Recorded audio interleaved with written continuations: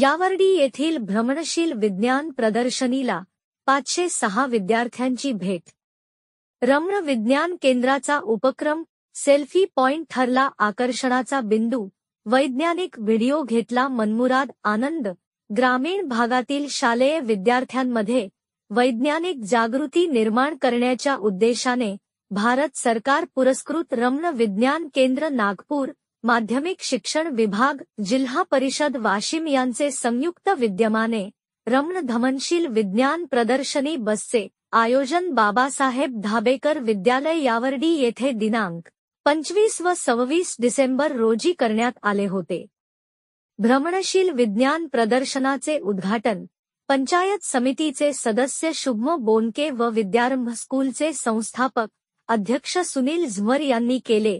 यावेळी प्रमुख अतिथी म्हणून येवता केंद्राचे केंद्रप्रमुख नानासाहेब मुंडे, सरपंच विद्याताई परमेश्वर आमले, पोलीस पाटील सुनील ठाकरे, उपसरपंच सावित्री मडके, ग्रामपंचायत सदस्य निलेश ठाकरे, श्यामल पाटील, जवाहर नवोदय विद्यालयाचे सेवानिवृत्त शिक्षक एस चव्हाण, मुख्याध्यापक विजय भड, रमण विज्ञान केंद्राचे टीम लीडर तथा सायन्य कम्युनिकेटर गौरव आहेर, युनिट कंट्रोलर पवन डाखोळे, टेक निशियन आनंदराज शर्मा आदी मान्यवर उपस्थित होते। वैज्ञानिक होणे मोठी गोष्ट नसून वैज्ञानिक होण्यासाठी तशी विज्ञान दृष्टी निर्माण करण्याचे आवाहन केंद्रप्रमुख नानासाहेब मुंडे तसेच्या फिरते विज्ञान प्रदर्शनी विषयी विद्यार्थ्यांना सविस्तर माहिती विद्यारंभ स्कूलचे अध्यक्ष सुनील झमर यांनी दिली। अध्यक्षीय भाषणात मुख्याध्यापक विजय भड यांनी वैज्ञानिक दृष्टिकोन रुजवण्यासाठी या उपक्रमाचे आयोजन करण्यात आले आहे, त्याचा परिसरातील विद्यार्थ्यांनी लाभ घेण्याचे आवाहन केले। फिरते विज्ञान प्रदर्शनीमध्ये यावर्डी परिसरातील एकूण 12 शाळांनी सहभाग घेतला, त्यामध्ये श्री बाबासाहेब धाबेकर विद्यालय यावर्डी, जिल्हा परिषद विद्यालय यावर्डी, धानोरा, अनरू, ताथोड, दोंड, गणेशपूर, पिंपरी भोयर, कार्ली, हजरत अबू बकर उर्दू हायस्कूल मनभा, कृष्णप्रभा विद्यालय खेरडा, श्री सोपीनाथ महाराज विद्यालय येवता बंदी, स्वर्गीय नासाहेब ठाकूर ज्ञानदीप विद्यालय लोणी अर्ब या शाळांनी सहभाग घेतला। 12 शाळेच्या 506 विद्यार्थ्यांनी विज्ञान प्रदर्शनीला भेट देऊन विज्ञानावर आधारित प्रयोग व प्रात्यक्षिक समजून घेतले आणि सोलर सिस्टीम, ड्रॅगन, जंगल बुक, पृथ्वीची उत्पत्ती असे रहस्यमय व्हिडिओचा आनंद घेतला। प्रदर्शनीत बसमध्ये 20 प्रयोग मांडण्यात आलेले होते। सदर प्रदर्शनीमध्ये 20 विद्यार्थी स्वयंसेवकांनी प्रदर्शनी पाहायला आलेल्या विद्यार्थ्यांना व प्रेक्षकांना माहिती दिली।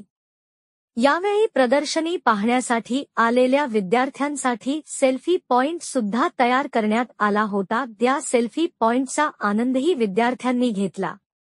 या कार्यक्रमाचे सूत्रसंचालन गोपाल काकड, प्रास्ताविक राजेश शेंडेकर तर आभार अनिल हजारे यांनी मानले। 2-6 डिसेंबरला परिसरातील विविध मान्यवरांनी भेट देऊन शिक्षक व विद्यार्थी यांचे कौतुक केले।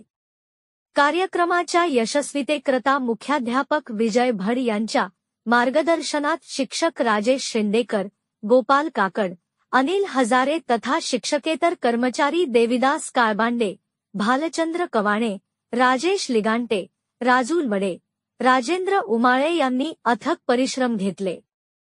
कार्यक्रमाची सांगता 26 डिसेंबर रोजी 5 वाजता करण्यात आली। प्रतिनिधी अब्दुल अजीज, न्यूज 24, आपकी आवाज।